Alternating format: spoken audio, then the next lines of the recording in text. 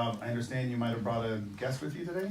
I do have a special guest because, and this is a special guest. And I will say for me, probably one of the greatest actors that has ever lived on this planet. She is honestly my hero, and has done everything, and is completely brilliant at everything she's ever done. She's legendary, and to be in the room with her, I'm telling you right now, the temperature goes way up. Miss Angela Lansbury.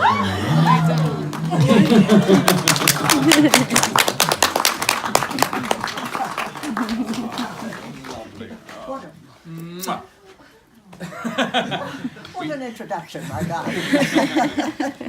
All right, I'm getting this chair out, yeah. Wow. Can you get up there? Yes. So those beautiful long legs. Hello, everybody. It's a great pleasure to be here with you, Don.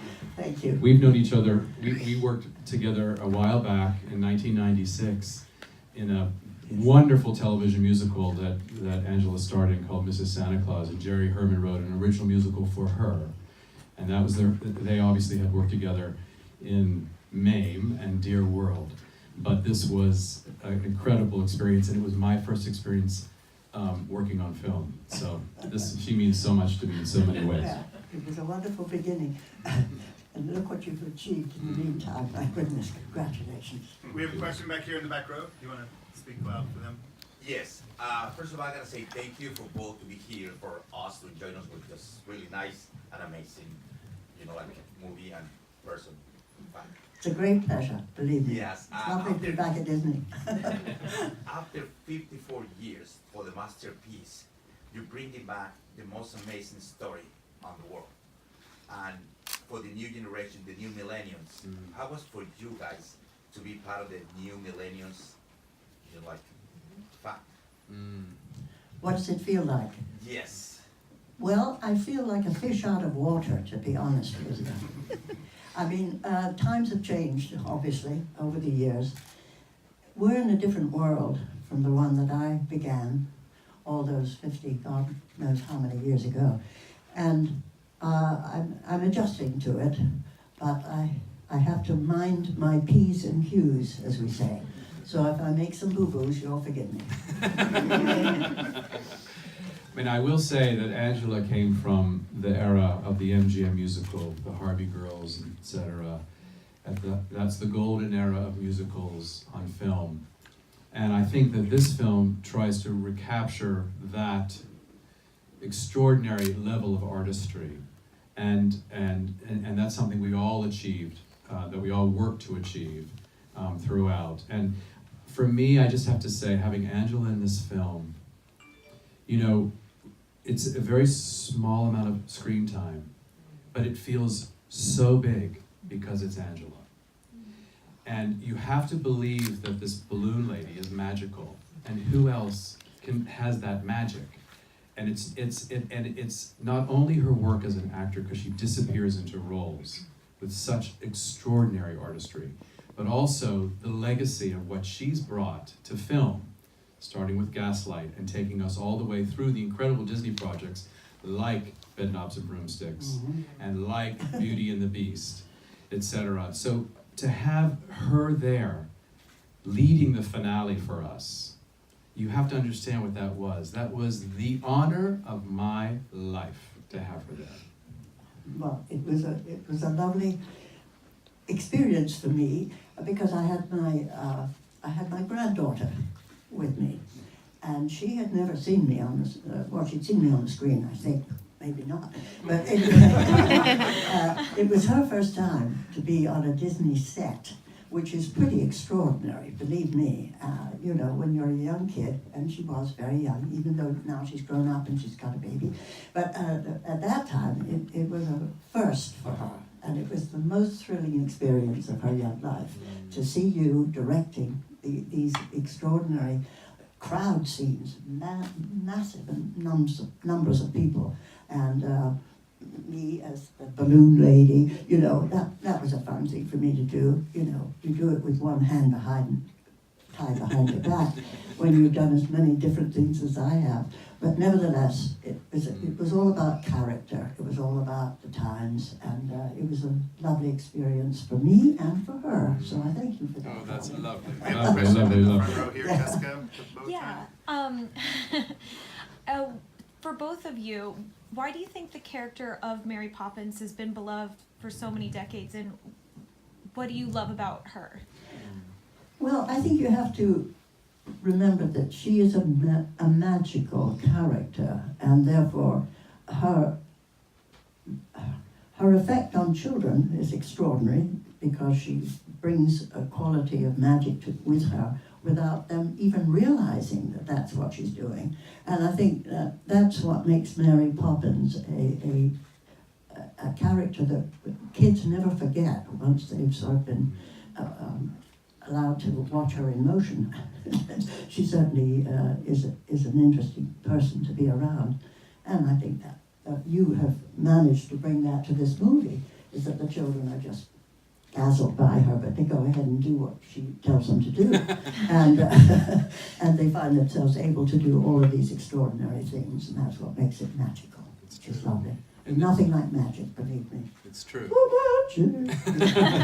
How about the voice? Oh, you've got the voice. Incredible voice. Never lost the voice. Angela's exactly right, and it's the duality of the character too, because she's one thing in real life, and then she which is strict, of course, and very proper, etc., and sometimes abrasive and tough. But but then she opens up in these adventures, Yes. and denies having these adventures.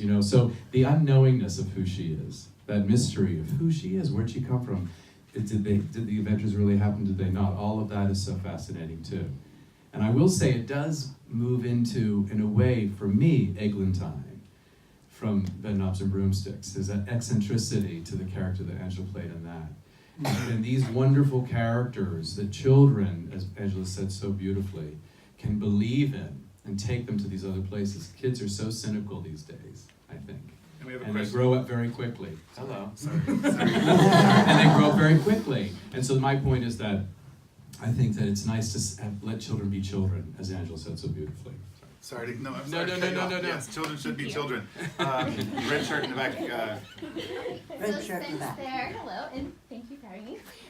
Since there are 8 books, I'm sure everyone wants to know, will there be more Mary Poppins returning stories, movies, so we get to see more? Well, there's certainly a lot of material. I mean, as you probably know, the books are very episodic. So as I was saying before, there's no real narrative to any of them. So you have to create a narrative. But I do think that there's a wealth of material still there to work from. So we'll see. I don't know. It's interesting. Right next. Oh, thank you so Yes. much. So one of my jobs is being a play therapist. And Is it what? A play therapist. I'm a child psychologist and a play therapist. And so one of my jobs is actually teaching parents and coaching them how to play and letting go of their inhibitions and how to play with their children and capture their inner child. So my question to you, especially during the balloon scene, the beloved balloon scene, is how did you get the actors to tap into their inner child during that scene and during the movie? Well, with someone like Angela, it's easy because she carries that with her. I mean, Angela is ageless, as you see. Can I say your age in front of Yeah. people? She's 93. I just want to put that out there. We should all be so lucky. But it's how she lives her life. She is an extraordinary woman, but that is the lesson right there. I mean, it's just living right here. That's the lesson of how to live and find the child inside and the joy inside and the music inside. That's what she has in space. Well, think of some of the people that I've looked inside in the course of my career. Make your hair stand on end. But obviously, to play a role in which I'm working with children or for children, to make them feel comfortable and happy. Certainly, that's something as a mother and as a woman I'm anxious to do. And in some instances, I've had a couple of opportunities, and mainly through Disney, And I'm so thankful for that, because otherwise, if you think of my career, what I've done in the past, and who I've played, and what I've been asked to do as an actress on screen, Manchurian Candidate, for instance, or something like that. So That needs a round of applause. Yeah.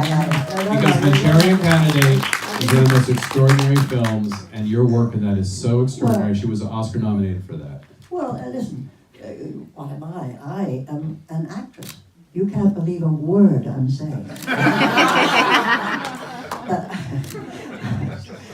I'm called upon as an actress to play such a variety of roles. But that's what I do, and that's what I was given. I have a God-given talent as an actress. I'm not saying I don't, because I really do, and I know that. And not with any sense of accomplishment necessarily. It was just something that I was born with, and I'm forever thankful, and I thank God every night for it, and for an extraordinarily fruitful career playing so many different things. But working in a Disney film is something totally apart and different from any other roles that I've ever played, because it requires a simplicity and a warmth and a humanity that doesn't really exist in most shows that I have done over the years, and there have been a lot of them, as you know. But so it's a rarity to have the opportunity as an actress to be in a Disney film. And I'll play anything. Just call me up, I'll be there. So, because I love to work for children, and kids, thank goodness, they will greet me on the street, and they hear my voice, and they'll say, "Oh, it's Mrs. Potts," you know. And God help me that I sound like Mrs. Potts all the time, but apparently I do. It's the, as we call it, the timbre of my voice. And I'm very grateful and thrilled that I had that opportunity during the long, long course of my career. It's really been wonderful. Time for one last question. How about there in the center with the hat? Ms. Lansbury, I just wanted to know, because my girlfriend loves bed knobs and broomsticks, and I would love to campaign for Rob to direct it, but would you like, with how CGI and visual effects is these days, and Hollywood being about remakes, would you personally like to see that as a remake? Bed knobs and broomsticks? No. I think it's... No, absolutely. I'm sorry, Rob, I'm so sorry. It was fun. It was lovely doing it, and it was my introduction to Disney. So, yeah. And I will just say, because everything Angela does is iconic for me, and it's almost impossible to see someone else take on that. And I just will, because she's just. I mean, how many women do you know, and great actors do you know, that are character actresses and leading ladies at one time? It just doesn't happen. And so, I mean, I just want to take this moment because I think she knows, but she is my hero, and there's no one like her. The word original is thrown around way too much, but this woman is an original. Period. You're very dear. Thank you so much. I've been so lucky. Thank you. Thanks, I know everybody. everyone Thank you. is. Thank you.